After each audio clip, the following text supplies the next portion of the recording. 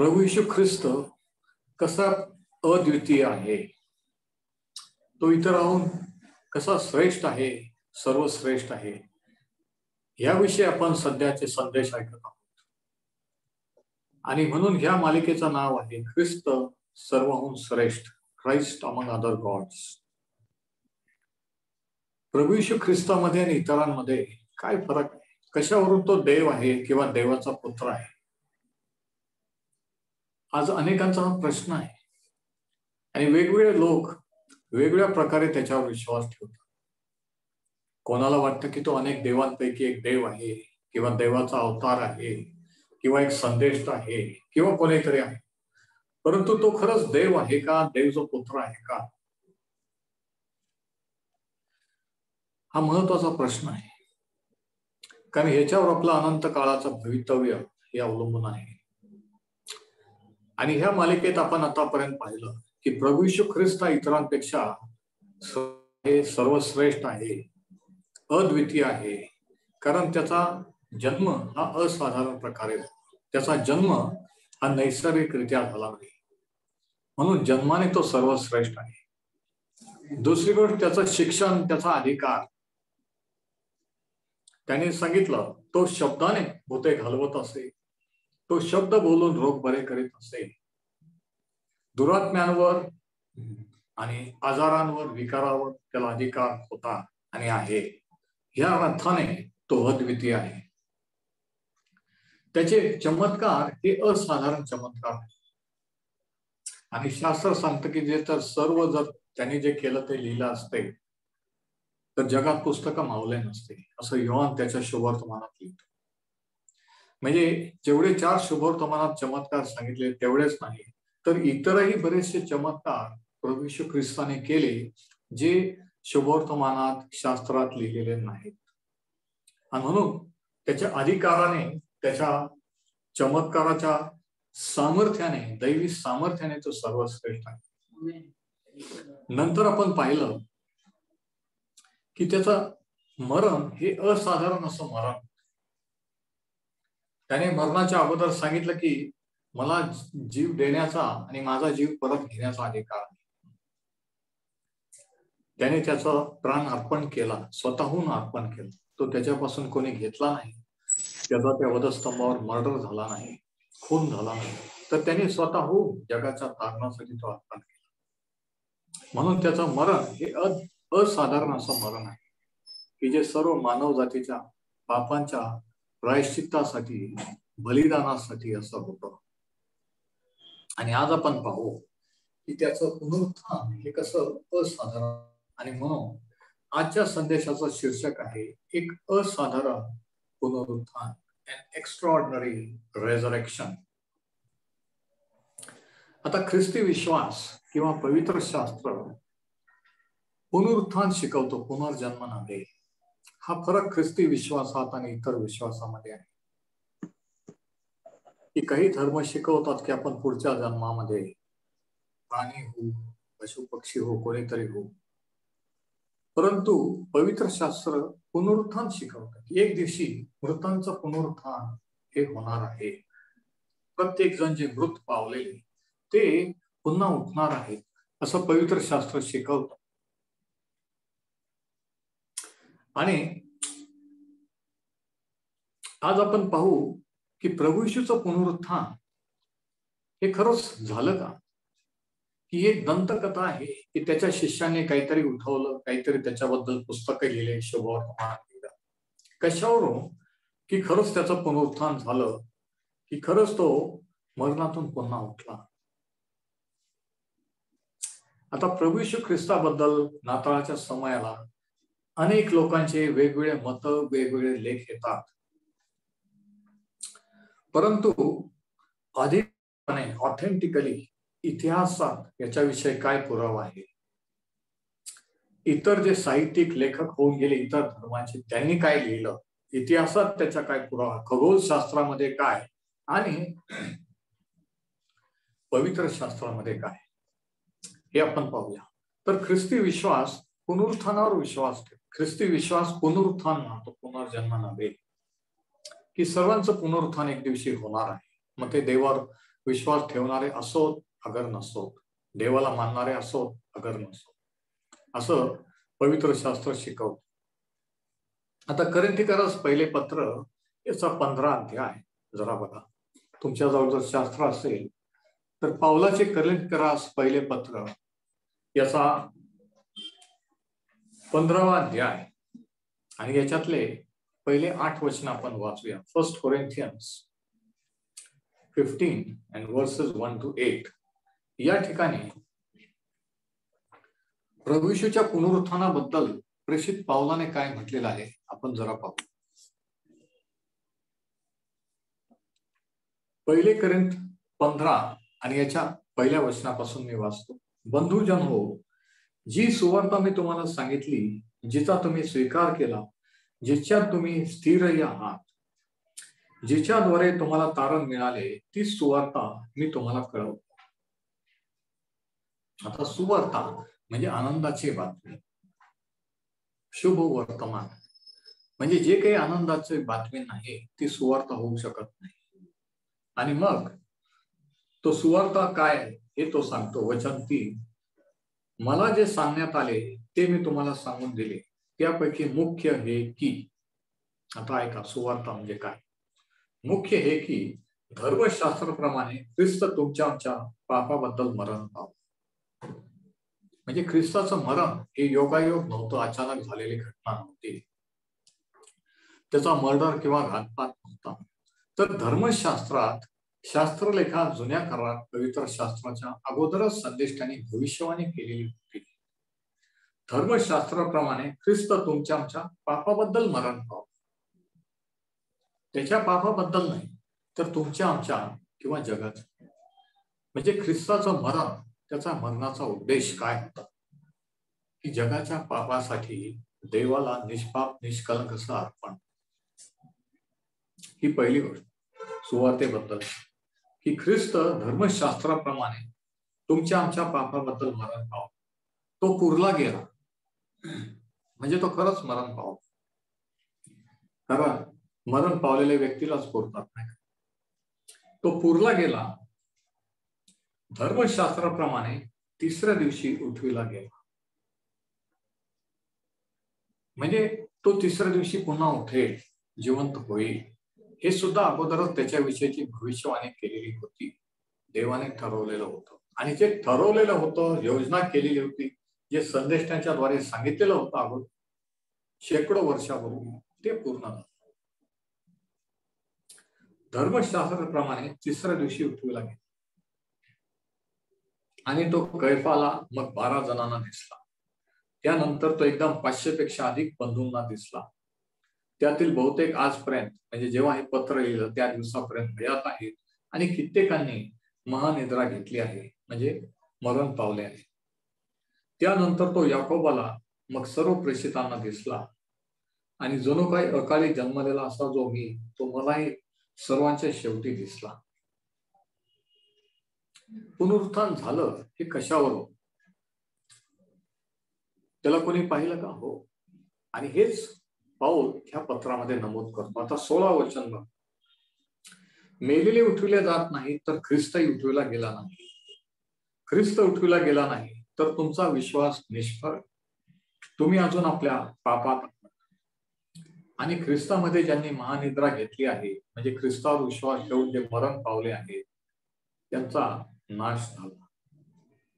या आयुष्यात आपण ख्रिस्तावर आशा ठेवणारे असे केवळ आहोत तर आपण सर्व मनुष्यापेक्षा लाचार आहोत. म्हणजे आपला विश्वास फक्त या आयुष्यापुरता नाही तर ह्याच्या नंतरच्या येणाऱ्या सुद्धा. आता हे प्रभू येशूच्या पुनरुत्थानाबद्दल पावलाने लिहिलं की सुवार्ता ही आहे, आनंदाची बातमी ही आहे की आपण आपल्या पापासाठी स्वतःचं अर्पण करू शकत नाही, दुसरं कशाचं करू शकत नाही. म्हणून देवाने आपला प्रॉब्लेम सोडवला, त्याच्या पुत्राला मनुष्य रूपाने पाठवलं, त्याने अर्पण केलं, तो मरण पावला, तिसऱ्या दिवशी पुन्हा उठला. आता प्रभू येशूचं पुनरुत्थान झालं हे कशावर? हे नुसतं शास्त्रात लिहिलं आहे म्हणून आपण म्हणायचं का? आता 3 कारणं आहेत की आम्ही आणि मी प्रभू येशूचं पुनरुत्थान झालं याच्यावर विश्वास ठेवतो. 3 reasons why we believe in Jesus resurrection. आम्ही जे प्रभू येशूवर विश्वास ठेवणार आहे तो तिसऱ्या दिवशी पुन्हा उठला असा विश्वास का ठेवतो याचे 3 कारण आहेत. पहिलं कारण हे की नव्या कराच्या कागदपत्रांच्या पुराव्यामुळे. आता तुम्हाला माहित असेल की नवा करार ज्यावेळेस पहिल्या शतकामध्ये प्रभू येशूचा स्वर्गारोहण झाल्यानंतर 4 शुभवर्तमान आणि पत्र हे लिहिले गेले. त्याच्या कॉपीज, त्याच्या प्रती काढल्या गेल्या, मूळ प्रती गहाळ झाल्या, हरवल्या, नष्ट केल्या गेल्या आणि त्याच्या प्रती ज्या काढल्या गेल्या त्याच्यावरून की जे काही डॉक्युमेंट्स किंवा जे काही कागदपत्र, जे काही दस्तऐवज उपलब्ध आहे ते विश्वसनीय आहे, रिलायबल डॉक्युमेंट्स. पहिलं कारण प्रभू येशूचं पुनरुत्थान झालं because of the documents of the new testament. नव्या कराराविषयी असलेले पुरावे, कागदोपत्री पुरावे. आणि याच्या 3 टेस्ट आहेत किंवा 3 चाचण्या की कशावरून नव्या कराराबद्दल किंवा प्रभू येशूच्या मरण पुनरुत्थानाबद्दल लिहिलेले जे दस्तऐवज साहित्य उपलब्ध आहे ते खरं आहे, ऑथेंटिक आहे. कशावर? 3 टेस्ट. कारण ज्यावेळेस ओरिजिनल 12 शिष्य ते 120 लोक पहिल्या शतकातले हे शिष्य आणि ते लोक मरण पावले, त्यांच्याद्वारे जे शिष्य झाले होते त्यांच्या नंतर त्यांनी आणि त्यांच्यानंतर त्यांनी जे काही लिहिलेले लेख हे नव्या कराराच्या शास्त्रलेखाचे मिळते जोडते. त्यांनी देखील त्याचं समर्थन केलं. उदाहरणार्थ प्रभू येशूचा शिष्य योहान, याचा शिष्य होता जॉन क्रिसोस्टॉम. आणि नंतर पहिल्या शतकातले की ह्या शिष्यांच्याद्वारे शिष्य झालेले, त्यांच्याद्वारे शिष्य झाले, त्यांनी जे दस्तऐवज, त्यांनी जे लेख लिहिले, पत्र लिहिले, जे काही प्रभू येशूबद्दल लिहिले त्याच्यामुळे. म्हणजे त्याच्यामध्ये फक्त नव्या कराराचा पुरावा आहे असं नाही, तर शिष्यांच्याद्वारे सुवार्ता ऐकून ज्यांनी विश्वास ठेवला, जे शिष्य झाले त्यांनी देखील जे लिखाण केलं ते देखील अधिकृत, ऑथेंटिक आहेत. दुसरी गोष्ट अशी की इंटरनल एव्हिडन्स किंवा आंतरिक पुरावा देखील आहे. म्हणजे शास्त्रामध्ये जे प्रभू येशूच्या मरण आणि पुनरुत्थानाबद्दल लिहिलं त्याच्यावर. आता उदाहरणार्थ योहान त्याच्या पत्रामध्ये लिहितो की जे काही आम्ही आमच्या डोळ्यांनी पाहिलं, निहाळलं, हाताने चाचपून पाहिलं त्याविषयी तुम्हाला कळवतो. योहानाचे पहिले पत्र पाहिलं. म्हणजे योहान म्हणतो ही काही दंतकथा नाही, ही आमची काही डोक्यातली कल्पना नाही, आमचे विचार नाही किंवा तत्वज्ञान आहे. जी फॅक्ट, जी वस्तुस्थिती, जे आम्ही पाहिलं, ऐकलं, डोळ्यांनी पाहिलं, जे आम्ही कानाने ऐकलं, हाताने चाचपून पाहिलं ते आम्ही तुम्हाला कळवतो. आणि यावरून आपण समजू शकतो की जे प्रभू येशू बरोबर राहिले, त्यांनी अनुभव घेतले, त्यांनी जे लिहिलेलं आहे त्याच्यावर. म्हणजे आपल्याला हा इंटरनल एव्हिडन्स किंवा शास्त्रातला देखील पुरावा आहे की शास्त्रात किंवा शुभवर्तमानात ज्यांनी लिहिलं हे त्यांनी त्यांच्या अनुभवावरून लिहिलेलं आहे, त्यांच्या कल्पनेवरून नाही. लक्षात घ्या. उदाहरणार्थ लूक शुभवर्तमान याचा पहिला अध्याय, लूक चॅप्टर 1. लूक शुभवर्तमान याच्या पहिल्या अध्यायामध्ये, आता लूक हा एक विधर्मी होता आणि तो एक डॉक्टर होता, वैद्य होता. म्हणजे अर्थातच तो सुशिक्षित माणूस. आणि त्याने 2 पुस्तकं लिहिली, लूक शुभवर्तमान आणि प्रेषितांची कृत्य. आणि दोन्ही एकाच व्यक्तीला उद्देशून लिहिले, थिओफिला महाराज, की जे थिओफिलस नावाचा जो एक राज्यपाल, गव्हर्नर, त्याला उद्देशून त्याला सांगण्यासाठी की जे काही येशू ख्रिस्त नावाचा व्यक्ती होऊन गेला, त्याची शिकवण, त्याचे चमत्कार, त्याचं मरण आणि पुनरुत्थान हे अधिकृत आहे. म्हणून लूक, डॉक्टर लूकने हे लिहिले. आता लूक 1 आणि वचन 4, 3ऱ्या वचनापासून आपण वाचू. यास्तव थिओफिला महाराज, मलाही वाटले की सर्व गोष्टींचा मुळापासून नीट शोध करून त्या आपणाला अनुक्रमाने द्याव्या. नीट या गोष्टींचा नीट शोध करून, म्हणजे त्याने नीट शोध केला, खात्री करून घेतली की खरंच ते तसं आणि नंतर ते शुभवर्तमान लिहिलं. यासाठी की ज्या वचनांचे शिक्षण आपल्याला देण्यात आले आहे त्यांचा निश्चितपणा आपल्या लक्षात घ्यावा. म्हणजे थिओफिलला कोणीतरी सुवार्ता सांगितली होती, वचनाची माहिती होती, परंतु जे काही त्याने ऐकलं होतं ते खरंच खरं आहे, ते विश्वास ठेवण्याजोगं आहे, ऑथेंटिक आहे, अधिकृत आहे, याच्यासाठी लोक म्हणतो की मी मुळापासून शोध करून त्या अनुक्रमाने लिहिलेल्या आहेत. यासाठी की जे शिक्षण मिळेल त्याचा निश्चितपणा आपल्या लक्षात घ्यावा, की आपल्याला खात्री व्हावी की मी काहीतरी दंतकथावर, काही थोतांडावर असा अंधविश्वास ठेवलेला नाही, की ज्या येशू ख्रिस्तावर मी विश्वास ठेवलेला खरंच तो त्या नावाचा व्यक्ती इतिहासात होऊन गेला, खरंच तो त्याने चमत्कार केले, खरंच तो मरण पावला आणि खरंच पुन्हा उठला, हा विश्वास त्याने ठेवावा. म्हणून दुसरी गोष्ट, पहिली गोष्ट काय की जे शास्त्रलेख आणि इतिहासाचा पुरावा, दुसरी गोष्ट आंतरिक पुरावा, म्हणजे शास्त्र ज्यांनी त्याला पाहिलं प्रभू येशूला ते शुभवर्तमानाचे लेखक मत्तई, मार्क, योहान. आणि तिसरी गोष्ट अशी की एक्सटर्नल एव्हिडन्स किंवा बाह्य पुरावा, बाहेरील पुरावा. आता बाहेरील पुरावा म्हणजे काय की सेक्युलर लिटरेचर किंवा इतर धर्मांच्या किंवा इतिहासातल्या साहित्यामध्ये, वाङ्मयामध्ये 13 वेळेस आपण रेफरन्स वाचतो की प्रभू येशू ख्रिस्त किंवा येशू ख्रिस्ताचा उल्लेख आहे. कोणी केलेला आहे? जे ख्रिस्ती नाहीत त्या लेखकांनी, जे इतिहासात होऊन गेले त्यांनी. म्हणून इतिहासाचा देखील याला पुरावा आहे की हे जे शुभवर्तमानात आणि हे जे प्रभू येशू बद्दल शास्त्रात केलेलं आहे हे खरं आहे. Historical proof. उदाहरणार्थ पहिल्या योसेफस नावाचे हिस्टोरियन किंवा इतिहासकार जे होऊन गेले त्यांच्या लिखाणामध्ये आपण प्रभू येशू ख्रिस्ताविषयी वाचतो.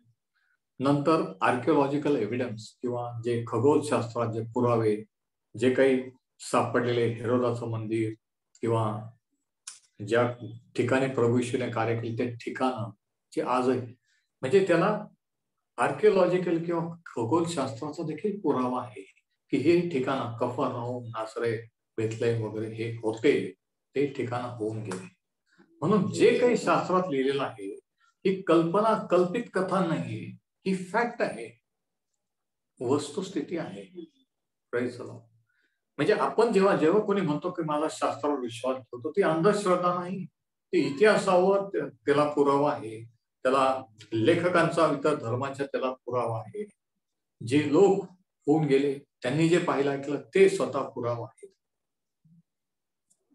म्हणजे इतर लिटरेचर किंवा इतर वाङ्मयामध्ये, शास्त्रलेखांमध्ये देखील, लिखाणामध्ये देखील आपल्याला प्रभू येशू ख्रिस्ताविषयीचं वर्णन आढळतं. आणि तिसरी गोष्ट किंवा तिसरं कारण हे की नव्या करातल्या साक्षीदारांमध्ये, नव्या कराच्या विश्वासू साक्षीदारांमध्ये कशावरून आपण म्हणू शकतो की हे जे शिष्य मत्तई, मार्क, लूक किंवा योहान यांनी आपल्या मनाची तर स्टोरी लिहिली नाही, येशू ख्रिस्ताचा जन्म असा झाला, त्याने हे चमत्कार केले, तो म्हणून, ही त्यांच्या डोक्यातली तर कल्पना नाही. आपल्याला माहित आहे की त्यांच्या डोक्यातली कल्पना किंवा त्यांनी ते लिहिलेलं नाही, कारण त्यांची कॅपॅसिटी नव्हती, बुद्धीची पण नव्हती, आणि धर्माचं, यहुदी धर्माचं किंवा नियमशास्त्र तेवढं त्यांना ज्ञान. काही जण तर शुद्ध अडाणी होते, आणि म्हणून त्यांच्याकडून आपण अपेक्षा करू नाही शकत की ते अशा शहाणपणाचं लिखाण लिहितील आणि सिद्ध करतील. म्हणून ही त्यांच्या मनाची कल्पना नाही की त्यांनी एका माणसाविषयी लिहिलं की येशू ख्रिस्त नावाचा माणूस आणि नंतर तो देव झाला वगैरे वगैरे. परंतु जे काही त्यांनी पाहिलं, ऐकलं, ते त्यांनी वर्णन केलं, त्यांनी ते लिहिलं. म्हणजे जे काही त्यांनी पाहिलं ते फॅक्ट्स किंवा ज्या वस्तुस्थिती, त्याच्यामुळे त्यांना विश्वास ठेवावा लागला, ते नाकारू शकले नाहीत. तर पहिलं कारण, 3 कारण आहेत की आपण प्रभू येशूच्या पुनरुत्थानावर का विश्वास ठेवतो. पहिलं कारण हे because of the documents of the new testament, नव्या कराच्या दस्तऐवजामुळे. दुसरं कारण हे नव्या करातल्या साक्षीदारांमुळे, ज्यांनी प्रभू येशूचं प्रत्यक्ष पाहिलं, ऐकलं, जे त्या काळात होऊन गेले ते लोक, ते शिष्य त्यांच्यामुळे. आणि तिसरं कारण हे आहे की प्रभू येशूचं प्रवचन किंवा त्याचे चमत्कार किंवा ज्यांनी त्याच्यावर विश्वास ठेवला देव म्हणून, देवाचा पुत्र म्हणून, त्यांच्या बदललेल्या जीवनामुळे. तिसरा पॉइंट, तिसरं कारण हे because of the transform lives. First reason because of the documents of the New Testament. Second reason, because of the witnesses of the New Testament. And third, because of the transformed lives. बदललेले जीवन पहिल्या शतकापासून आजपर्यंत प्रत्येक शतकात आणि आज की जे जे शास्त्रावर प्रभू ईश्वर देव म्हणून, देवाचा पुत्र म्हणून विश्वास ठेवतात त्यांचं जीवन कायमचं बदललं जातं. ते सर्व सोडून त्याची अनुयायी होतात. एवढंच काय तर ते त्याच्यासाठी जीव द्यायला तयार होतात आणि लोकांनी जीव दिलेत. आजही त्याच्यासाठी जीव देत आहे. आता जे थोतांड आहे, ज्याला काही अर्थ नाही, जी कल्पित कथा आहे, ह्याच्यासाठी कोणी जीव देईल का? किंवा ज्यांचं ऍक्च्युली जीवन बदललेलं आहे, समजा शाऊलाचा पाऊल झाला, हे बदललेलं जीवन हा पुरावा आहे की प्रभू येशू ख्रिस्ताचं पुनरुत्थान झालं आणि तो जिवंत आहे. आजही त्यांनी त्याच्यावर विश्वास ठेवला, कदाचित तुम्ही असाल की तुमचं बदललेलं जीवन ही साक्ष आहे की येशू ख्रिस्त जिवंत आहे. तो तिसऱ्या दिवशी पुन्हा उठलेला आहे. देवाची स्तुती असो. काही जणांना समजतंय मी काय बोलतो. आता थ्रूआउट हिस्ट्री किंवा इतिहासामध्ये अनेक लोक असे आहेत की ज्यांचं जीवन प्रभू येशूने बदललं आणि आज देखील. आता शास्त्र जर फक्त एक पुस्तक असतं, त्याच्यात काही पॉवर, सामर्थ्य नसतं. प्रभू येशूची सुवार्ता फक्त एक स्टोरी असते किंवा दंतकथा असते, तर त्याने लोकांचं जीवन बदललं असतं. पापापासून, सैतानापासून मुक्त झाले असते. येशू हे फक्त एक नाव असतं, मंत्रासारखं घ्यायचं येशूच्या नावात, तर काही झालं असतं. पण जर होतं आणि होत आहे, झालं, याचाच अर्थ की प्रभू येशूचं पुनरुत्थान नक्की झालेलं आहे आणि तो युगाने जिवंत आहे. किती जण आमेन म्हणू शकतो? किती जण माझ्या सोबत आहे? आता शास्त्रामध्ये एक स्टोरी आहे एका व्यक्तीची की जो शिष्य असून सुद्धा संशयी होता. आज अनेक जण शिष्य असून सुद्धा देवाविषयीच्या, प्रभू येशूच्या गोष्टीविषयी संशय आहे. ते डाऊट घेणारे, स्केप्टिक. आणि ही स्टोरी आपल्याला योहान शुभवर्तमानाच्या 20व्या अध्यायात आढळते. तुमच्याजवळ जर नवा करा असेल तर योहान शुभवर्तमानाचा 20वा अध्याय. आणि या 20व्या अध्यायामध्ये प्रभू येशूच्या पुनरुत्थानानंतर काय काय घटना घडल्या, कोणी त्याला पाहिलं, याविषयी लिहिलं. आणि ज्यावेळेस त्याच्या शिष्यांनी जाऊन एकमेकांना सांगितलं, इतरांना सांगितलं, त्यावेळेस एक शिष्य होता थोमा. त्याने काय म्हटलं आपण वाचू. 20वा अध्याय 25वा वचन, 24 पासून आपण वाचूया. येशू आला तेव्हा 12तील एक म्हणजे दिदूम म्हटलेला थोमा हा त्यांच्या बरोबर. बाकीच्या शिष्यांमध्ये हजार. जेव्हा पुनरुत्थान झाल्यानंतर प्रभू येशू प्रगट झाला. यास्तव दुसऱ्या शिष्यांनी त्याला सांगितले, आम्ही प्रभूला पाहिले. तरी त्याने त्यांना म्हटले, त्याच्या हातात खेळ्यांचा वृण पाहिल्या वाचून, खेळ्यांच्या वनात आपले बोट घातल्या वाचून व त्याच्या कुशीत आपला हात घातल्या वाचून मी विश्वास धरणारच नाही. Daughter, honest daughter. आता तुम्ही म्हणाल असं कसा शिष्य? आता प्रभू येशूचे शिष्य आहे आणि हा असं बोलू शकतो? आज अनेक जण असं बोलतात, अमुक अमुक देवाने केल्याशिवाय, हे झाल्याशिवाय, ते झाल्याशिवाय मी त्याच्यावर विश्वास ठेवणारच नाही. आता गंमत अशी आहे की हा जो थोमा आहे हा प्रामाणिक संशय आहे. Is a honest daughter. त्याचा प्रश्न किंवा त्याला जे वाटलं शिष्याने सांगून सुद्धा त्याला खरंच वाटलं नाही. किती विशेष आहे. प्रभू येशूने सांगितलं होतं की मी तिसऱ्या दिवशी पुन्हा उठेन त्याच्या शिष्यांना, आणि त्याच्या शिष्यांना आणि थोमाला सुद्धा आता जगाला सुवार्ता सांगायची की प्रभू येशू ख्रिस्त मरण पावला पुन्हा उठला, पण त्याचीच खात्री झालेली नाही. माझा प्रश्न असा आहे की तुमची खरंच खात्री झालेली आहे की येशू ख्रिस्त जिवंत आहे? जोपर्यंत तुमची खात्री होत नाही तोपर्यंत तुम्ही दुसऱ्यांना छातीठोकपणे सांगू शकत नाही. तुमची खात्री होणं गरजेचं आहे की तो जिवंत आहे. आता शंका आणि अविश्वास याच्यामध्ये फरक आहे. There is a difference between doubt and unbelief. शंका वाटणे, डाऊट मनात येणे, जसं मरियाने विचारलं की हे कसं होईल, आणि त्याने सांगितलं की देवाचा आत्मा तुझ्यावर येईल आणि मग तो गर्भ. आता ती तिची शंका होती, अविश्वास नव्हता. पण जखर्याला जेव्हा या देवदूतांनी दर्शन देऊन सांगितलं की तुला पुत्र होईल, आणि तो एक पाळक, तो एक वयस्कर माणूस, त्याने म्हटलं, त्याने अविश्वास दाखवला आणि म्हणून देवाने त्याचं तोंड बंद. तो अविश्वास. So there is a difference between doubt and unbelief. अविश्वास आणि शंका याच्या.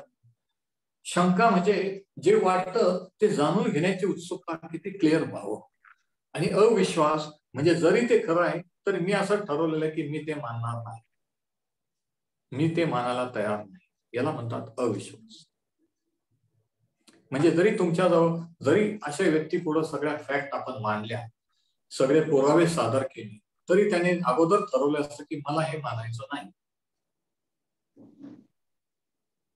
हा फरक विश्वास आणि संशय याच्यामध्ये. आता थोमा जो प्रभू येशूचा शिष्य होता, अविश्वासू नाहीये, हा संशय आहे. Doubting Thomas. चुकून मराठीमध्ये त्याला अविश्वासी हे ना किंवा हे म्हटलेलं आहे. आता थोमाने प्रभू येशूचं पुनरुत्थान झालं आणि शिष्यांनी जे सांगितलं की आम्ही त्याला पाहिलं, त्याच्यावर विश्वास ठेवायला पाहिजे. असं कसं बिलीवर नाही? असे कसे बिलीवर लोक आज की जे अनबिलीवर आहेत, अविश्वास. विश्वासारे अविश्वासही असू शकतात. स्वतःला बिलीवर म्हणून सुद्धा म्हणू शकतात की मला नाही वाटत हे कसं, मला नाही वाटत हे माझ्या बाबतीत. हा काय आहे? अविश्वास आहे. हा संशय नाही, अविश्वास आहे, धडधडीत अविश्वास. की ठीक आहे, ते तुमच्याबद्दल घडू शकतात, त्यांच्याबद्दल मला नाही वाटत ते माझ्या बाबतीत घडू शकत. याला काय म्हणायचं? संशय नाही, अविश्वास. कारण संशय जर असेल आणि प्रामाणिक असेल तर देव तो डाऊट क्लिअर करतो त्याच्या वचनाने, त्याच्या आज्ञेने. पण जर तुम्ही मन कठीण करून ठरवलं असेल की मी मानणारच नाही, विश्वास ठेवणारच नाही, तर तो अविश्वास आहे. आता दोन कारणामुळे थोमाने विश्वास ठेवायला पाहिजे होता. याचे दोन कारण आहेत. There are two reason why Thomas should have believed. पहिलं कारण हे, आता एक दिवशी प्रभू येशू ख्रिस्ताला कुणीतरी विचारलं की कशावरून तो इस्रायलचा मसीह आहे म्हणून विश्वास ठेवला पाहिजे, आणि त्याने सांगितलं की ह्या भ्रष्ट पिढीला दुसरे कोणतंही चिन्ह दिलं गेलं नाही, दिलं जाणार नाही, जे योनाचं होतं. की योना संदेष्टा जसा 3 दिवस आणि 3 रात्र माशाच्या पोटात होता, तसा मनुष्याचा पुत्र राहील. हे केवळ चिन्ह दिलेलं होतं. आता हे ज्यावेळेस प्रभू येशू बोलला इतर लोकांना, तेव्हा थोमा हजर होता. थोमाने प्रभू येशू जे बोलतो किंवा बोलला त्याच्यावर विश्वास ठेवायला पाहिजे, परंतु त्याला ते खरं वाटलं. थोमाने याच्याबद्दल विश्वास करायला पाहिजे होता, विचार करायला पाहिजे होता. जरी शिष्यांचं जे सांगणं त्याला खरं वाटलं नाही तरी, की प्रभू येशू ख्रिस्ताने असं म्हटलं होतं की मनुष्याचा पुत्र 3 दिवसात, जसा योना 3 दिवस आणि 3 रात्र माशाच्या पोटात होता, तसा मनुष्याचा पुत्र राहील. परंतु त्याने तर केला नाही. हे पहिलं कारण की प्रभू येशूने त्याच्या पुनरुत्थानाबद्दलचं भाकीत किंवा भविष्य केलेलं होतं, तरी थोमाने विश्वास ठेवला नाही.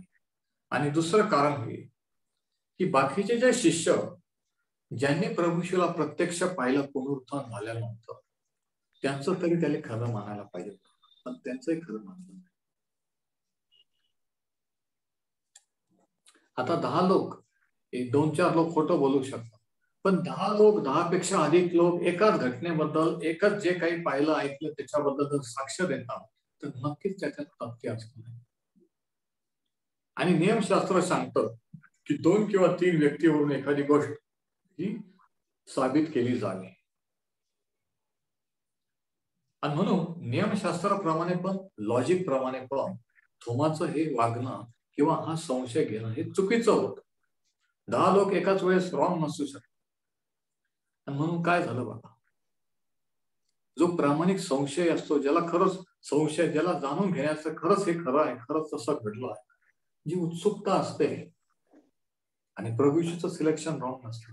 तुम्हाला प्रभू येशूने निवडलेलं आणि तो आता संशय घेत नाही.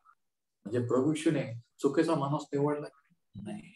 ऐका, देव चुकीचे माणसं निवडत नसतो. माणसं चुका करतात, अविश्वास दाखवतात, परंतु जे निवडलेले असतात देव त्यांची खात्री करून देतो की तो कोण आहे, आणि मग त्यांना त्याच्या कामगिरीवर पाठवतो.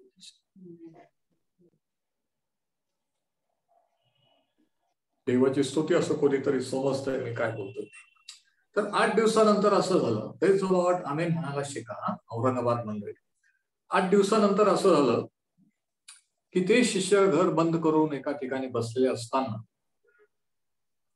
दारं बंद असताना अचानक प्रभू येशू त्यांच्यामध्ये प्रकट झाले, आणि तेव्हा थोमा नेमका हजर होता. आता थोमाचं ही शंका दूर होणं आवश्यक होतं, कारण नंतर थोमाला इतर शिष्यांप्रमाणे जाऊन जगात जाऊन सुवार्ता गाजवायची, आणि त्याची जर खात्री नाही, तो जर त्याचा जर विश्वास डगमगतोय, तर दुसऱ्यांना काय सांग. आज तुमची जर खात्री नाही की देव तुमच्यासाठी करू शकतो, तुमचा जर विश्वास डगमगतोय, तुम्ही दुसऱ्याला सांगू शकणार नाही, सांगणारच नाही. पण जर प्रामाणिक संशय असेल, डाऊट असेल, तर देव तो डाऊट क्लिअर करतो. अविश्वास नाही, डाऊट, संशय. प्रभू येशू प्रगट झाला आणि त्याने म्हटलं की तुझा हात पुढे कर, आणि माझ्या कुशीत हात घालून, आणि त्याने हात घालून पाहिलं, आणि प्रभू येशूने त्याला त्याचे हात दाखवले, खेळाचे व्रण त्याने पाहिलं. ज्यावेळेस त्याने पाहिलं त्यावेळेस थोमाने विश्वास ठेवला, आणि त्याने म्हटलं की माझा प्रभू व माझा देव. आपण वाचू वचन 26 पासून काय लिहिलेलं आहे. योहान कृष्णवर्तमान 20वा अध्याय आणि वचन 26. मग 8 दिवसानंतर त्याचे शिष्य पुन्हा आत असो त्यांच्याबरोबर थोमा. तेव्हा दारे बंद असता येशू आला व मध्ये उभा राहून म्हणाला, तुम्हाला शांती असो. नंतर त्याने थोमाला म्हटले, तू आपले बोट इकडे करून माझे हात पाह, आणि आपला हात इकडे पुढे करून माझ्या कुशीत घाल. आणि हेच त्याने म्हटलं होतं, नाही का, आता ठोकलेले खिळे तिचा बोट घातल्याशिवाय, कुशीत हात घातल्याशिवाय मी विश्वास ठेवणारच नाही. आणि बरोबर प्रभू येशू आपला हात तिकडे पुढे करून माझ्या कुशीत घाल, आणि विश्वासहीन असू नको, तर विश्वास धरणारा आहेस.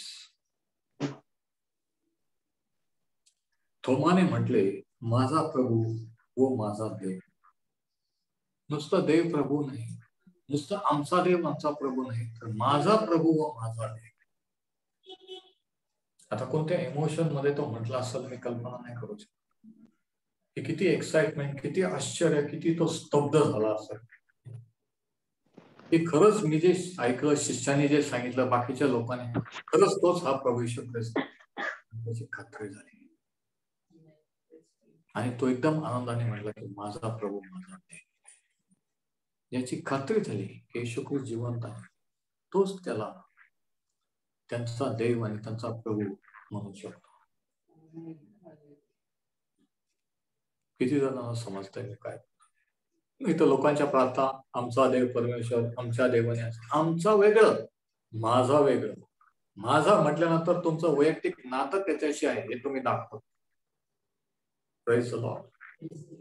तर थोमा म्हणतो की माझा देव माझा प्रभू, म्हणजे आता त्याच्या मनात बिलकुल शंका नाही. प्रभू येशूने त्याची शंका दूर केलेली आहे.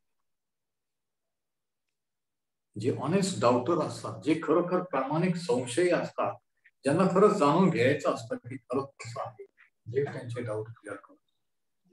मरियाचाही डाऊट क्लिअर केला, थोमाचाही केला. आज तुमचा असेल तर तुमचाही तो क्लिअर करू शकतो. Praise the Lord. त्यांनी म्हटलं, आता त्या काळामध्ये काही व्हिडिओ कॅमेरे नव्हते, व्हिडिओ शूटिंग नव्हती की आपण पाहू शकतो की प्रभूला वधस्तंभावर दिला आणि तो पुन्हा उठला, कसा दिसत असेल, कसा दिसला, काय पुरावा म्हणून सादर करायला कोर्टात किंवा कोणापुढे की हा खरंच प्रभू मरण पावला. परंतु पुरावा काय आहे?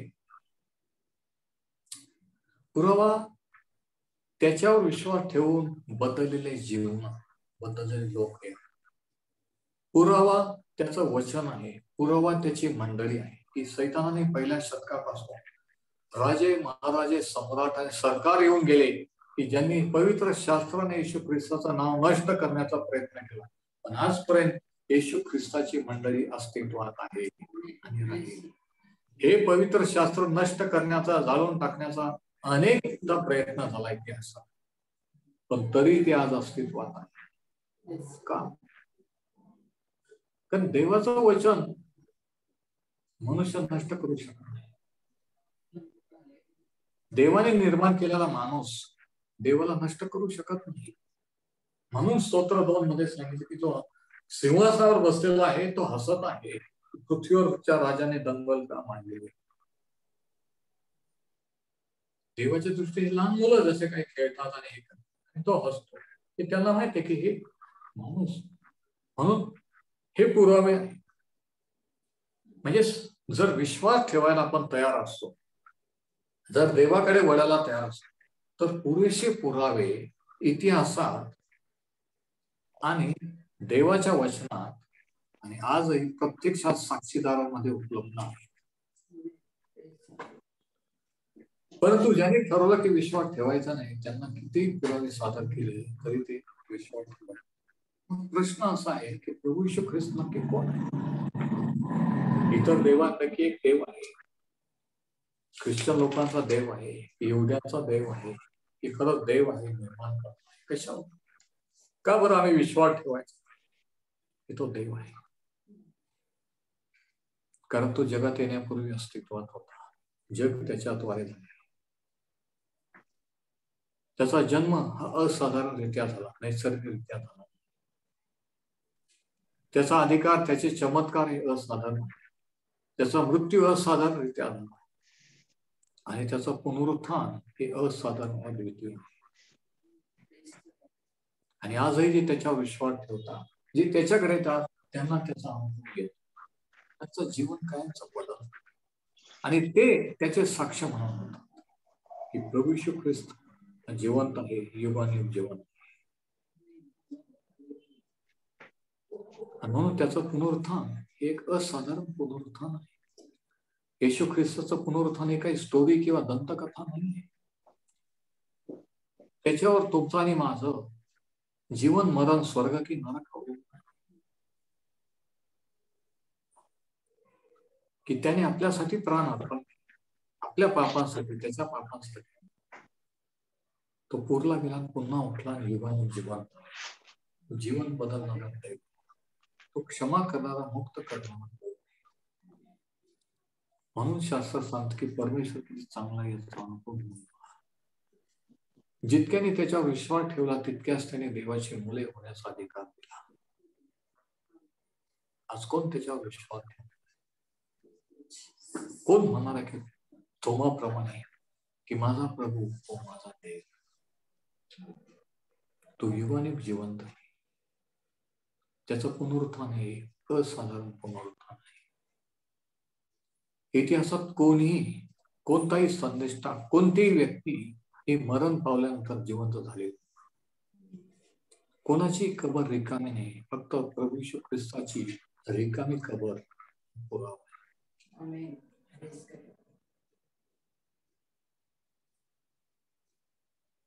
निर्णय आपला आहे त्याच्यावर विश्वास ठेवायचा की नाही.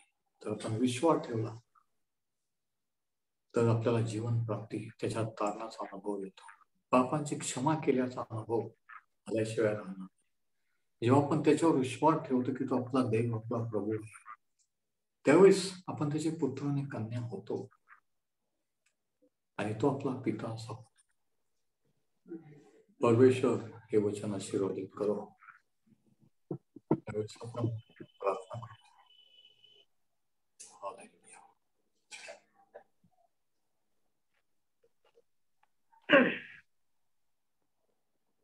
Yes, Mikhail. Praise the Lord. Yes.